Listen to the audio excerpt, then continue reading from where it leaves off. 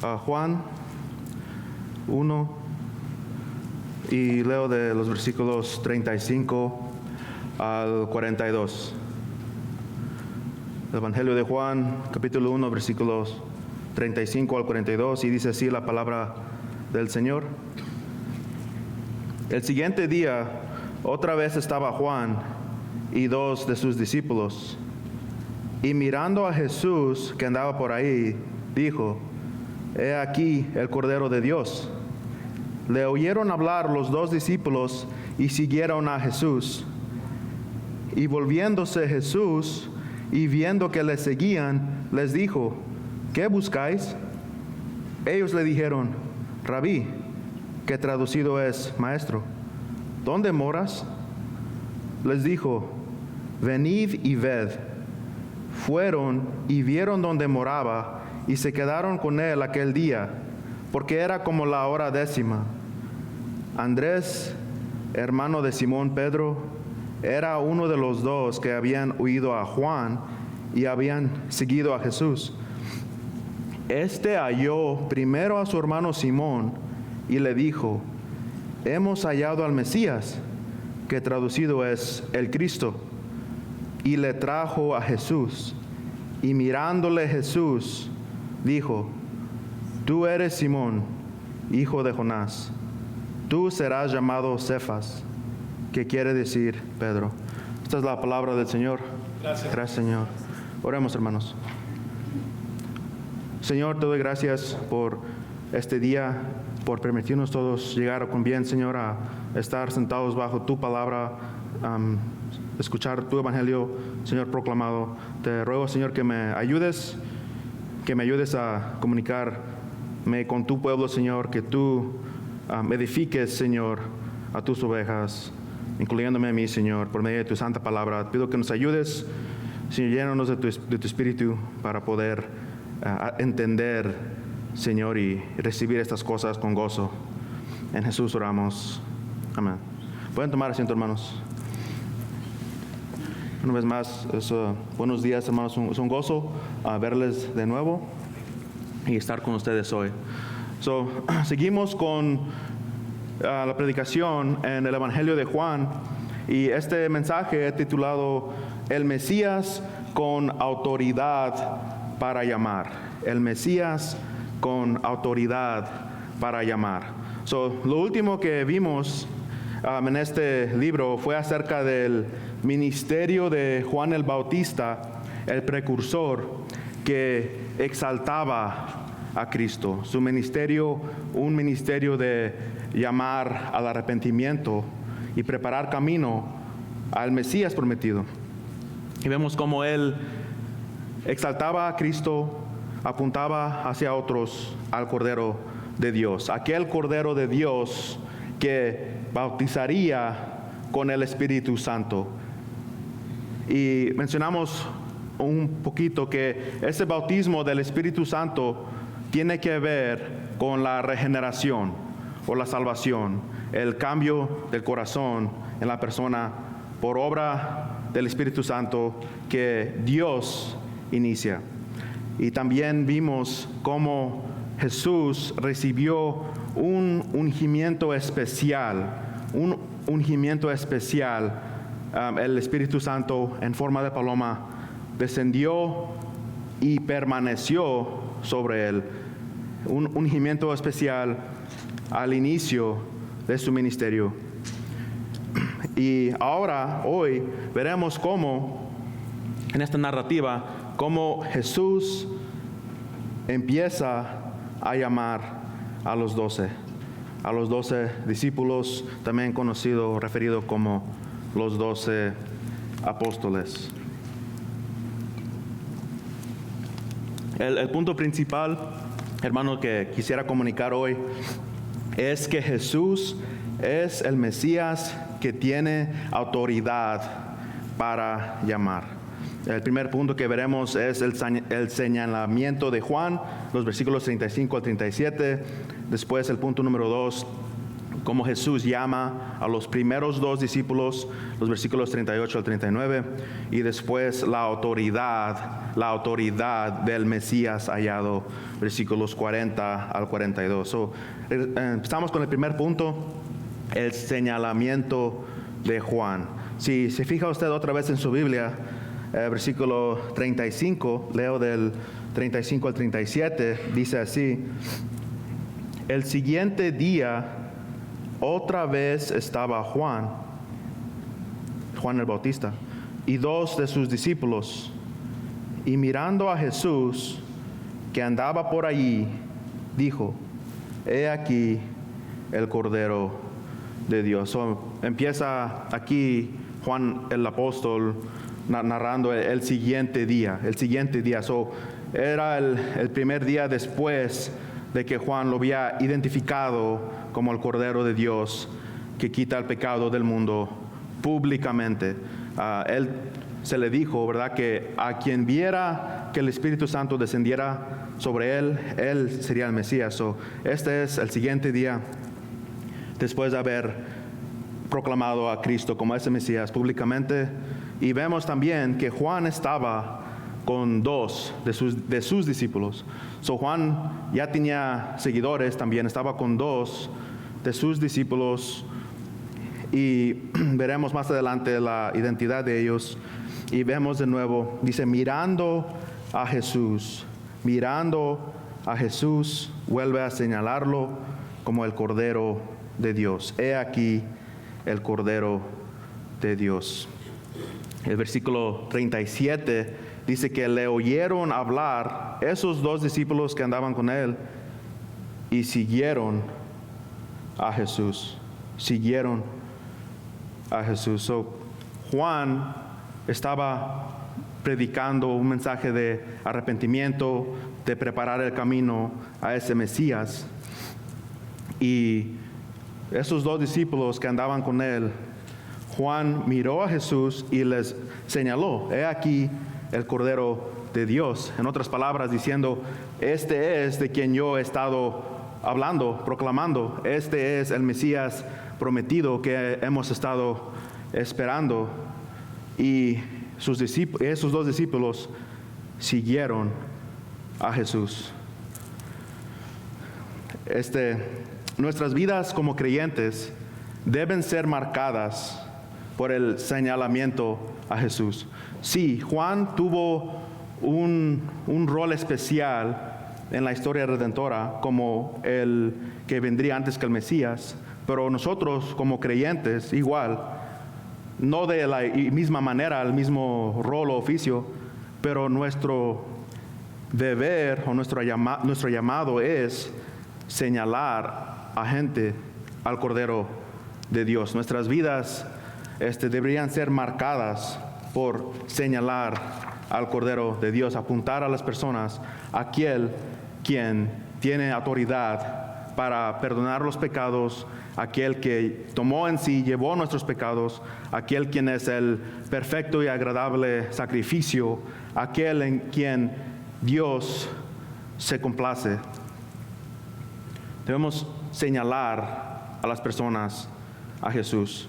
También vemos cómo, y creo que siempre ha sido así, por nuestra naturaleza pecaminosa, por la naturaleza caída, a los hombres les gusta tener seguidores. A los hombres les gusta y quieren y buscan tener sus propios seguidores. Vemos un ejemplo que esto estaba pasando en la iglesia primitiva, en 1 Corintios 1:12, donde unos decían que son de Pablo, otros soy de Apolos, otros soy de Cefas. Y recordamos que Pablo dice: Cristo no está dividido y los líderes son siervos de Dios, y esos líderes deben apuntarnos al Señor. Y nosotros no debemos poner nuestra mirada en los hombres, sino a quien esos hombres de Dios nos apuntan.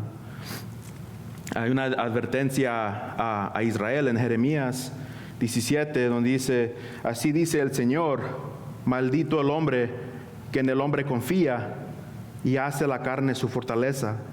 Y después dice: bendito es el hombre que confía en el Señor, cuya confianza es el Señor, será como árbol plantado junto al agua. Es nuestro deber y para la gloria de Dios señalar y apuntar a las personas hacia Cristo, porque los humanos, los hombres, fallan, pecan, cambian y mueren. Hemos escuchado, leído, seguro estoy, de quizás hermanos que el Señor ha usado en nuestras vidas, predicadores que el Señor ha usado en nuestras vidas, que quizás hemos aprendido fundamentos de la fe, o si hemos quizás seguido su ministerio, y muy comúnmente vemos como leemos, o por las redes sociales también, como a veces caen en adulterio o caen en pecados gravosos. También hay hermanos que en un tiempo eran teólogos sanos, y después sale en las noticias que ya ahora apoyan herejías o que niegan ciertas verdades fundamentales del Evangelio. Y también nos damos cuenta de los hermanos que quizás públicamente nunca hubo un pecado escandaloso o nunca se cambiaron a falsa enseñanza, pero igual envejecen, se enferman y mueren. No tiene sentido nosotros poner nuestra confianza en los hombres. Debemos poner nuestra confianza en aquel quien es eterno, aquel quien no falla, aquel quien nunca peca, no puede pecar, nunca cambia y nunca más morirá. Jesucristo es el mismo ayer, hoy y por los siglos.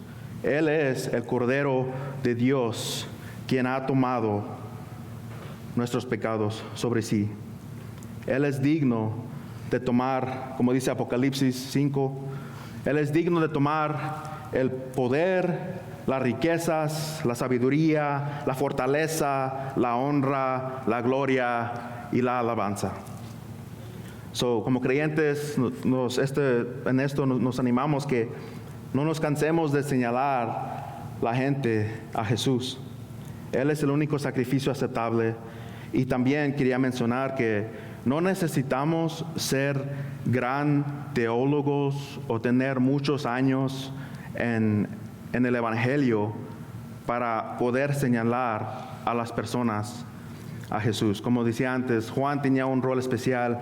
Nosotros como creyentes comunes y corrientes tenemos un rol, pero nosotros no deberíamos limitarnos o decir, pues, no soy muy nuevo en las cosas de Dios o no sé muchas cosas, sino deberemos apuntar a las personas a Jesús. Nosotros, quizás la persona quien nos haya compartido el Evangelio por primera vez, quizás esa persona no era un gran teólogo, quizás esa persona ni tendría mucho tiempo en el Evangelio, pero tenía un celo por el Señor y ese cambio de corazón que reciben de parte de Dios para apuntar las personas al Señor. Y ahora seguimos en el versículo 38, como el segundo punto, cómo Jesús llama a los primeros dos. Dice el versículo 38, y volviéndose Jesús y viendo que les seguían, les dijo, ¿qué buscáis? Ellos le dijeron, Rabí, que traducido es maestro, ¿dónde moras? Podemos imaginarnos, ¿no? Como el Señor estaba caminando. Leímos cómo Él, después de recibir ese ungimiento, Él caminaba hacia Jerusalén. Y dice que le siguieron y Él se volteó. Él iba caminando, los dos discípulos le iban siguiendo. Y se pueden imaginar, no hay mención de que ellos le hayan dicho a Él algo primero, sino que Él volteó a verlos y les preguntó que qué buscaban. Y a Él voltear a verlos, Él estaba recibiendo a los seguidores. Él estaba recibiendo a los seguidores. No les dejó la espalda, no les dio la espalda. Él estableció esa relación y ese llamado. En estos tiempos los discípulos buscaban en general, porque también los hombres en general que tenían seguidores o discípulos, estos discípulos buscaban ser estudiantes o imitadores de los maestros. Y también la pregunta que Jesús les hace, ¿qué buscaban? Es una pregunta profunda, ¿no? ¿Qué buscaban? Y ellos, uno puede pensar, no, pues a lo mejor dirían o podrían haber dicho, buscamos salvación, o buscamos ver tu reino en la tierra, o buscamos pues tú eres el Mesías, te buscamos a ti. Pero ellos respondieron con una pregunta. Dice al final del 38, ¿dónde moras? Eso era la respuesta. Él les preguntó, ¿qué buscaban? Y ellos preguntaron, ¿dónde moras? O ellos querían estar donde Él estuviera. Ellos querían estar donde Él estuviera. El versículo 39 continúa diciendo, Él les dijo, venid y ved. Venid y ved. Dice, fueron y vieron dónde moraba y se quedaron con Él aquel día, porque era como la hora 10:00. So Él les dijo, Él les dio esa invitación, venid y ved, síguenme. Y dice aquí la palabra que ellos vieron dónde moraba y se quedaron con Él aquel día.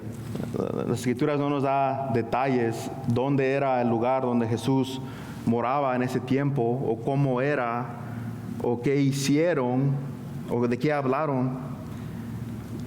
Muchas veces quizás nos gusta imaginarnos y hacernos esas preguntas, ¿no? Pero quizás nunca lo sabremos hasta que lleguemos con el Señor y no sabemos cómo será, si podamos hacer preguntas así, o si se nos explicará, o lo sabremos. Pero en nuestra imaginación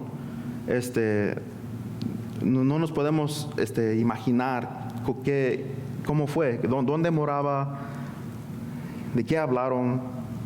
Solo vemos que se quedaron con Él aquel día porque era como la hora 10:00. La hora 10:00, por la manera que los judíos calculaban la hora, ellos consideraban las 6 de la mañana el inicio del día, serían como las 4 de la tarde.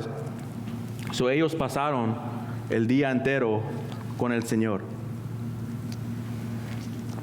También porque aquí se dice la hora que eran, muchos comentaristas o generalmente dicen que el apóstol Juan era uno de los discípulos que era primero discípulo de Juan el Bautista y que siguió a Jesús. El apóstol Juan, el escritor de este evangelio, se considera como uno de los 2 discípulos que siguieron al Señor.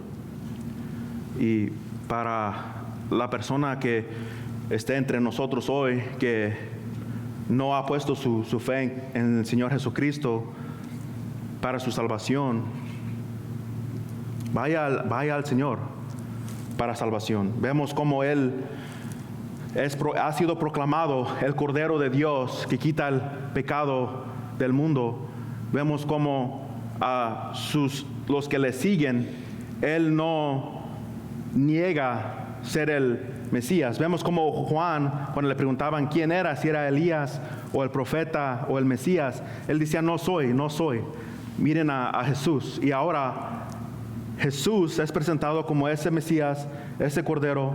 Le empiezan a seguir y Él no les dice, no me sigan a mí, yo no soy el Mesías, o yo no soy. Él acepta, Él les llama que vayan, porque Él es el camino, la verdad y la vida. Él es. Si usted no ha creído en Cristo, si usted no está seguro, no está su confianza, no sabe dónde usted irá después de la muerte, si usted se ha puesto a pensar en que contestará o dará cuentas por cada pecado, de obra, de pensamiento, en su corazón. Si usted no tiene paz con el Señor, vaya a Cristo. Él es el único que puede perdonar sus pecados. Él llevó los pecados de su pueblo a la cruz. Él dice en Juan 6, todo lo que el Padre me da vendrá a mí, y al que a mí viene no le echo fuera. No le echo fuera. Así como Él no rechazó o echó fuera a esos dos discípulos, hermanos, si usted sigue al Señor Jesucristo, Él no le echará fuera. No piense usted que primero tiene que limpiar su vida, que usted primero tiene que dejar ciertos pecados o ciertos pensamientos o ciertas actitudes. Por ejemplo, vaya al Señor tal y como usted está, y Él, por el Espíritu Santo, lo irá conformando a la imagen de Cristo. Nosotros somos justificados por la fe solamente.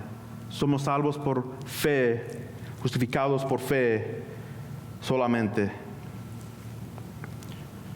Para el creyente, somos creyentes igual. Seguro estoy que todos llegamos los domingos después de una semana de tentación, de lucha contra el pecado, quizás habiendo caído en el pecado, quizás enojados si usted está casado o casada, ha tenido quizás pleito, discusiones, quizás usted viene con problemas con su familia o financieros o enfermedad. Nuestra esperanza y descanso es el Señor Jesucristo. Traigamos todo a Él, nuestros pecados, nuestro sufrimiento y también nuestras alegrías. Traigamos todo al Señor Jesús. Podemos venir a Él con todo. Ahora nos hacemos también otra pregunta. ¿Por qué es importante o por qué Jesús llamó a 12 discípulos? ¿Por qué empezó a hacer esto? ¿Por qué empezó a llamar a los 12? Primeramente es importante notar que a Jesús llamarlos directamente con testigos, la gente se puede dar cuenta que ellos fueron escogidos por Cristo mismo. Que no podrían venir gente de la nada y decir yo soy un discípulo o yo soy uno de los 12 apóstoles con un rol especial, sino que la gente sabía, la gente conocía a los discípulos. Vemos más adelante, por ejemplo, en los Hechos, que la gente sabía o conocía a los 12. Ellos eran testigos presenciales del Señor, quienes serían el fundamento de la iglesia. Un comentarista escribe esto: los 12 discípulos o 12 apóstoles representan la reconstitución, la renovación y el cumplimiento de las 12 tribus de Israel. Eligió a 12 para señalar que estaba fundando la verdadera comunidad del pacto restaurado de Dios, el nuevo Israel, dando a continuidad a las promesas redentoras hechas en el Antiguo Testamento. No es coincidencia que así como eran 12 tribus, ahora son 12 apóstoles. Ellos son el cumplimiento de las 12 tribus de Israel. Ellos serían la fundación de la iglesia. Jesús los comisionó también para algo específico. Jesús comisionó a los apóstoles para algo específico. Si puede ir a Marcos 3, si no yo se lo leo, Marcos 3, 13.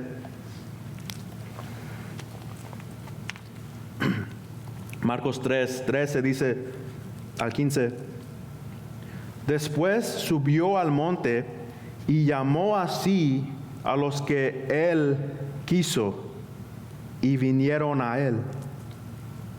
y estableció a 12 para que estuviesen con él y para enviarlos a predicar y que tuviesen autoridad para sanar enfermedades y para echar fuera demonios.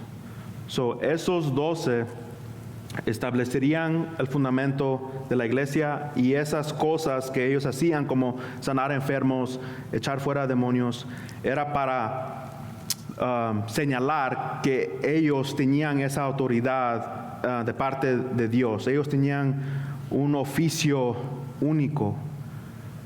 Confirmaba ese rol que tenían.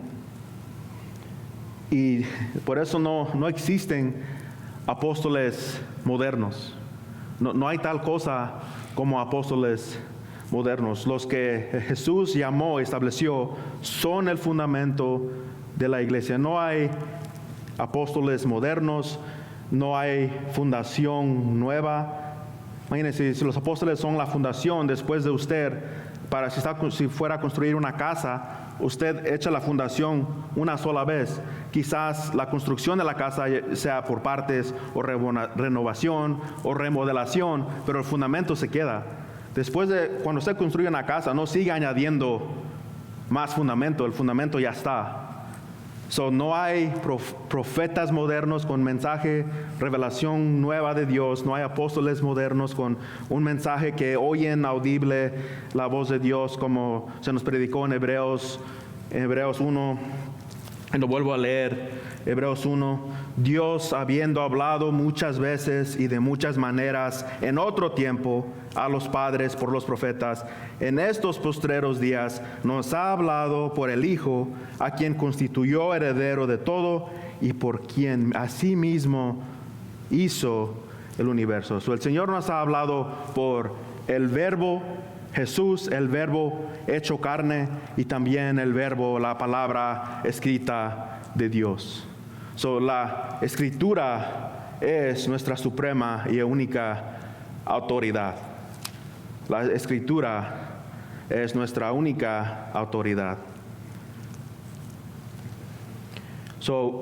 También Efesios 2:20, se lo leo rapidito. Efesios 2:20, que estamos, la iglesia edificada sobre ese fundamento. Así que ya no sois extranjeros ni advenedizos, sino conciudadanos de los santos y miembros de la familia de Dios. Dice, edificados sobre el fundamento de los apóstoles y profetas, siendo la principal piedra del ángulo Jesucristo mismo. Jesucristo mismo. Si uno dice ser apóstol o profeta, primero no lo hay, pero de los modernos que hay, si ellos no proclaman al Cristo de la Biblia, ellos proclaman mentira. Si no proclaman a Cristo de la Biblia, las Escrituras, como la última autoridad, no les escuche, no los escuche. Las señales de un verdadero apóstol ya han sido establecidas, como escribe Pablo en 2 de Corintios 12:12. No hay fundación nueva, más que no hay nada que añadir. Entonces, si nosotros no somos llamados a ser apóstoles en el oficio específico del oficio bíblico. Ahora, la palabra apóstol también se puede establecer a alguien que habla en representación de alguien más, en un sentido, si quiere ser muy técnico, en un sentido, si proclamamos la palabra de Dios, estamos representando el mensaje de Dios, hablando. Si hemos escuchado cuando leemos la Biblia audiblemente, es como si Dios estuviera hablando, porque esta es la palabra de Dios. En un sentido, podemos decir que por esa palabra, pues uno es un apóstol, el que proclama el mensaje de Dios, de parte de Dios, pero para evitar confusión, no somos apóstoles en ese oficio sentido especial. Entonces, ¿a qué somos llamados como iglesia? ¿Qué rol tenemos? ¿Qué rol se nos ha dado? ¿Qué tarea tenemos?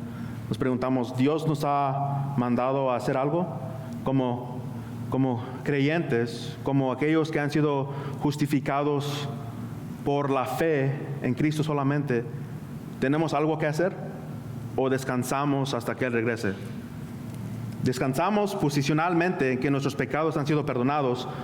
Descansamos en Cristo posicionalmente que nadie nos arrebatará de la mano de Dios. Pero nos preguntamos, ¿Él nos ha dado un rol, una tarea como sus seguidores, que nunca perderemos nuestra salvación y que nuestra salvación no depende de nuestras obras o nuestra obediencia o nuestro performance, como ahorita se me olvida, como que también lo hacemos?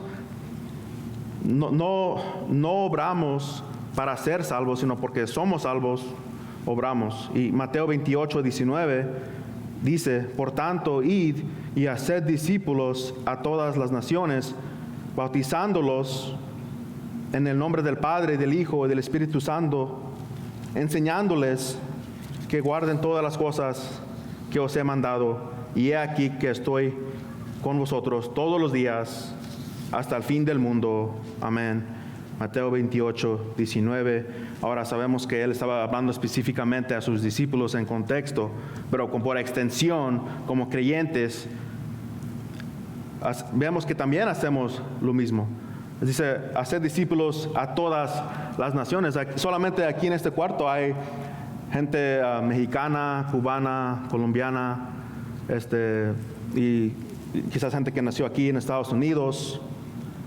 Y también dice, bautizándoles en el nombre del Padre, del Hijo y del Espíritu Santo, un Dios trino. Hace unas semanas vimos a unos hermanos que se bautizaban, quien es una ilustración exterior de lo que Dios ya ha hecho en sus corazones, y están obedeciendo ese mandato a ser bautizados. Y también vemos aquí dice, enseñándoles que guarden todas las cosas que os he mandado.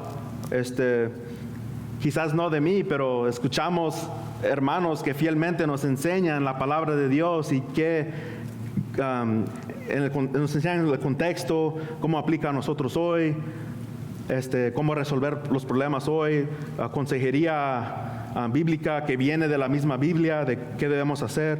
Entonces vemos cómo tenemos un llamado, y gloria a Dios que vemos que se están haciendo estas cosas, no solamente en esta iglesia, sino por todo el mundo, y sigamos haciéndolo, hermanos. Sigamos con nuestra mirada fija en Cristo. Vamos a fallar, sí, va a haber lucha, sí, va a haber fracaso, sí, pero dice el Señor, he aquí yo estoy con vosotros todos los días hasta el fin del mundo.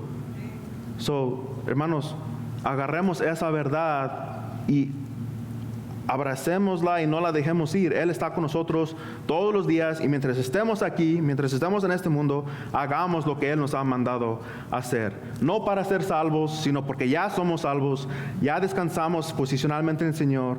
Ahora, como cristianos que ya hemos sido justificados, reconocemos que Él ha prometido santificarnos. Él hará esa obra en nosotros de conformarnos más y más a la imagen de Cristo.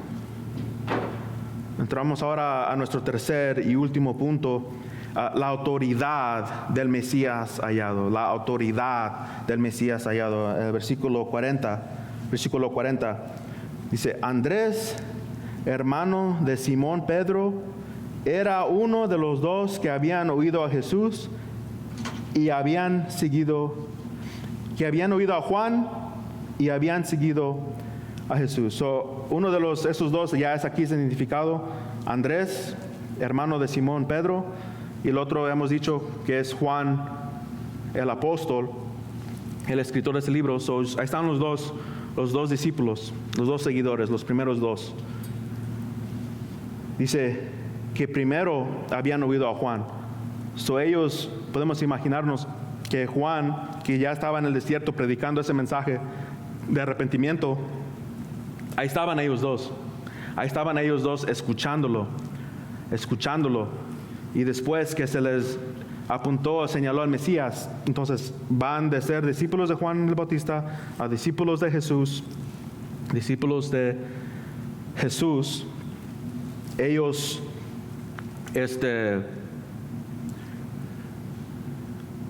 le siguieron. El versículo dice que habían seguido a Jesús. Vemos que ellos se quedaron con él ese día y empezaron a seguirle. Y notemos lo que hacen después. Versículo 41, lo que hace Andrés después. Versículo 41. Halló primero a su hermano Simón y le dijo: hemos hallado al Mesías, que traducido es el Cristo. El Mesías, aquí vemos como en paréntesis dice que traducido es Cristo. La audiencia de Juan, la mayoría de ellos eran griegos. Ellos, la palabra Mesías no estaba en su vocabulario de ellos. Es una palabra hebrea, pero aquí Juan, mientras le escribe, dice que traducido es el Cristo. Es un título, es un título, es el ungido de Dios, el Rey de Israel. Él halló a su hermano Simón y dijo: hemos hallado al Mesías. Podemos tomar un momento a imaginar quizás el entusiasmo o la alegría que él sintió, porque estos hombres, a pesar de que eran pescadores, Pedro y Andrés eran pescadores, quizás no fueron los más educados, pero por su nacionalidad porque ellos eran judíos, ellos habían escuchado las Escrituras, ellos sabían lo que decía el Antiguo Testamento, ellos habían oído de que un Mesías vendría.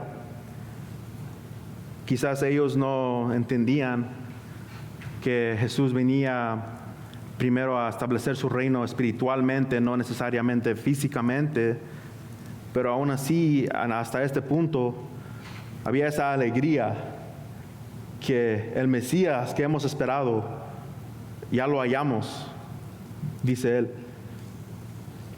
Y también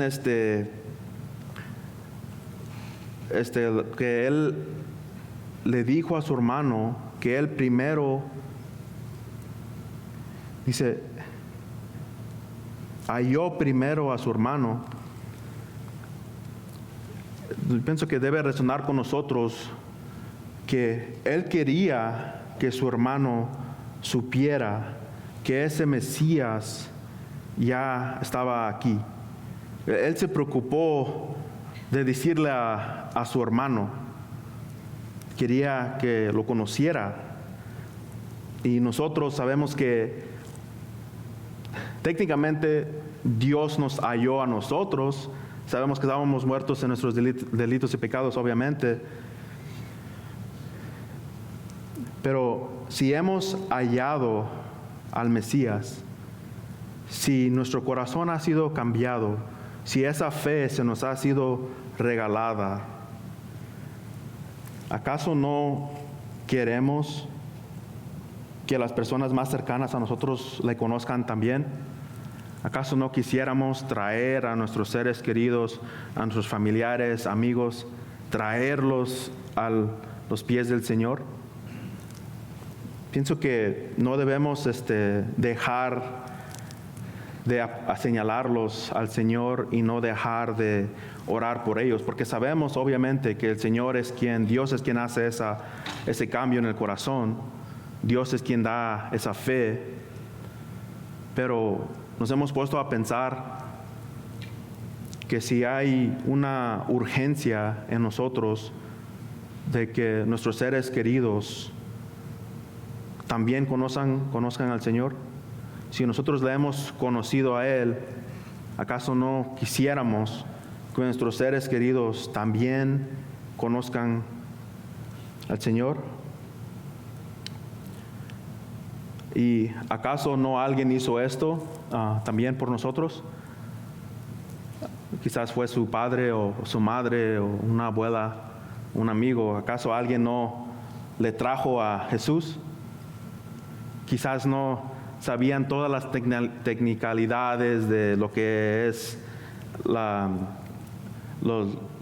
doctrinas de la gracia, o qué es la unión hipostática, o cómo va a ser el fin de los tiempos. Quizás no trajeron con nada de eso, pero ¿acaso no le trajeron al Señor? ¿Acaso no le trajeron las buenas nuevas de salvación? Que solamente en Jesús hay salvación y perdón de pecados. Y pienso que a veces nos enfocamos más en nuestras distintivas de lo que creemos antes de querer compartir el Evangelio con las personas.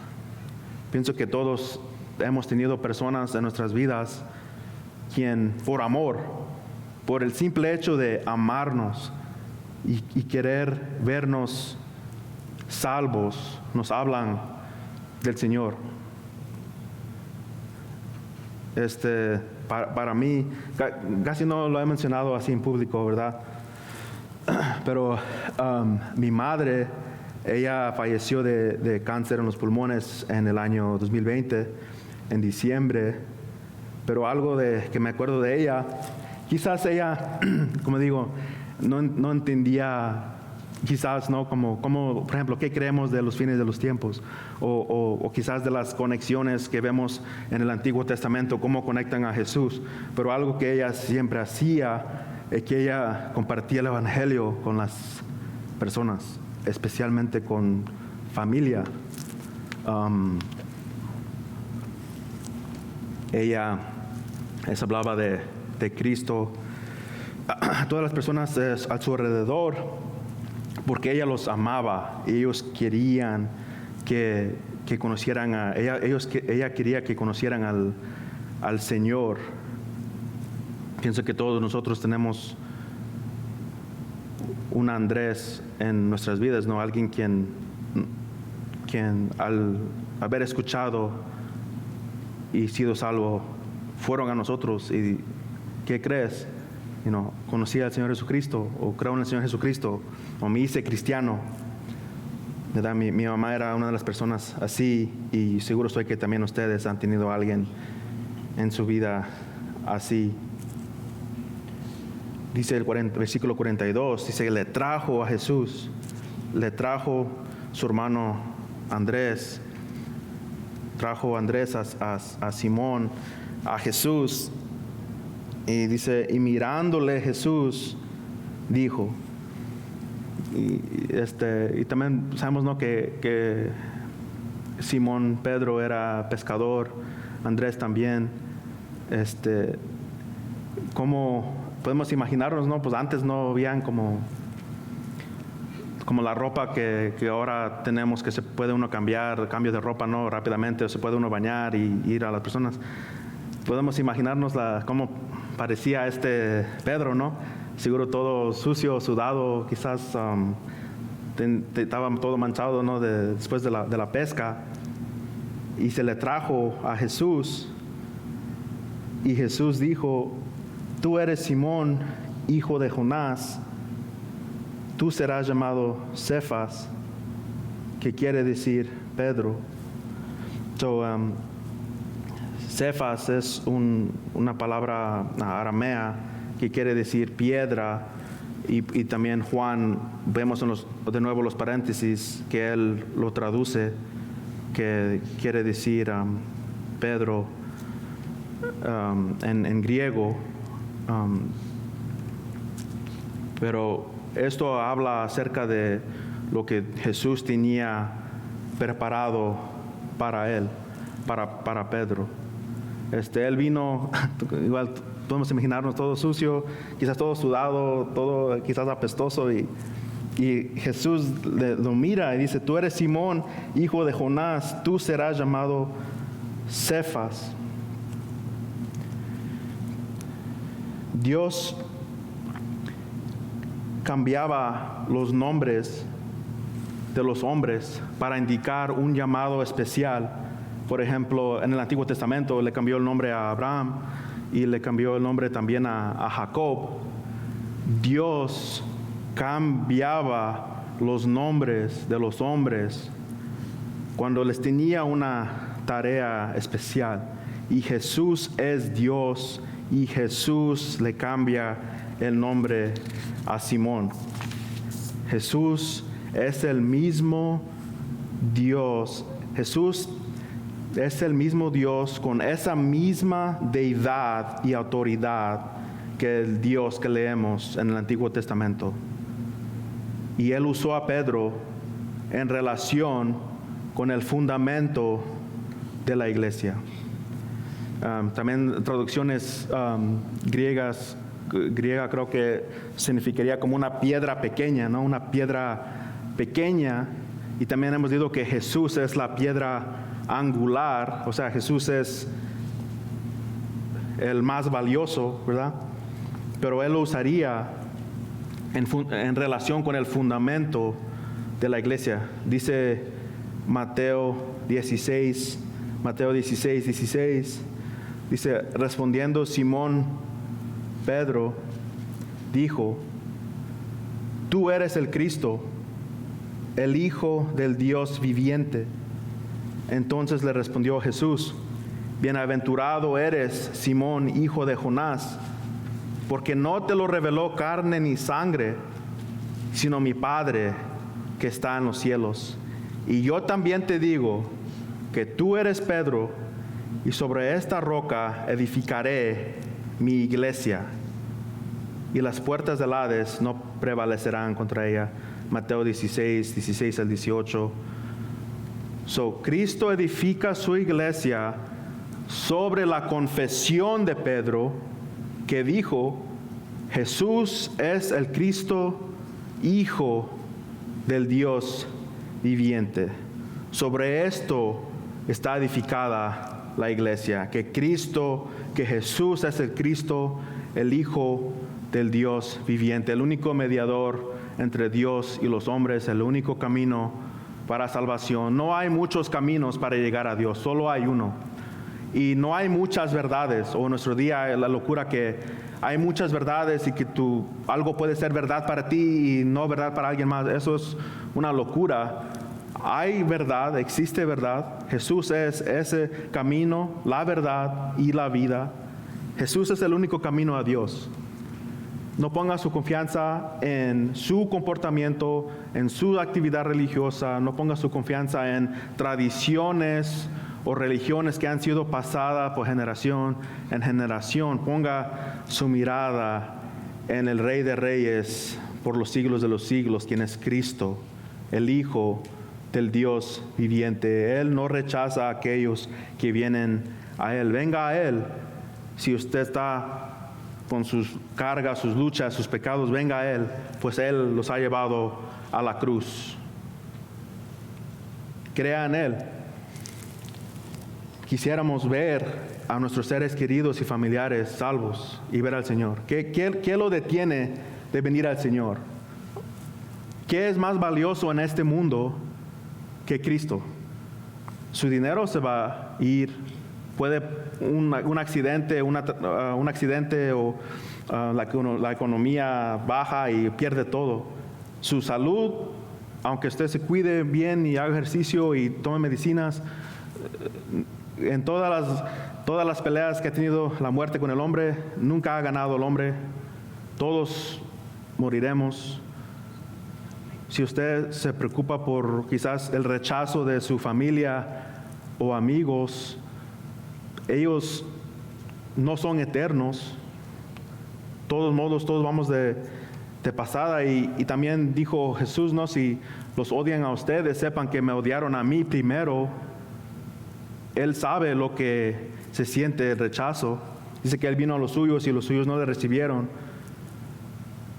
¿Qué ofrece este mundo que sea más valioso de Cristo? ¿Qué ofrece este mundo que no sea pasajero? Todo pasará, es como la hierba que se seca, pero la palabra de Dios permanece para siempre. La palabra de Dios permanece para siempre. Él es su única esperanza. Vaya a Él en fe. para terminar, hermanos, algunas cosas, unos pensamientos que quizás podemos aplicar para nuestra vida, unas cosas que vemos en este pasaje para animarnos a seguir en el camino. Primero, señalemos a los de nuestro alrededor a Jesús. Señalemos a los que están a nuestro alrededor a Jesús. También confiemos en Él mientras le seguimos. Confiemos en Él mientras seguimos. Quizás no sabemos el transcurso de la vida que Dios tiene preparado para nosotros, pero sigámosle en confianza, porque con Él estamos seguros. Hagamos también nuestra función como iglesia. ¿Qué es nuestra función como iglesia? ¿A qué somos llamados? ¿A qué debemos hacer? No solamente exteriormente, pero internamente con los hermanos, los unos con los otros. Hagamos nuestra función como iglesia para la gloria de Dios. También sigamos compartiendo el Evangelio y orando por las personas, pues sabemos que Dios es quien cambia los corazones, pero sigamos compartiendo el Evangelio, orando por las personas. Simplemente invita a las personas a escuchar al Evangelio, hágalo. No tiene que tener un debate o comprobar, por ejemplo, que la Biblia es verdad. Un ejemplo, traiga a las personas a la iglesia que escuchen el Evangelio. Y últimamente, perseveremos en la enseñanza de los apóstoles, que nos enseña sobre la gracia soberana de Dios, la autoridad suprema de las Escrituras, la obra terminada de Jesucristo para salvación y la obra del Espíritu Santo en los creyentes, y hagámoslo todo para la gloria de nuestro Dios. Gracias, hermanos. Oremos.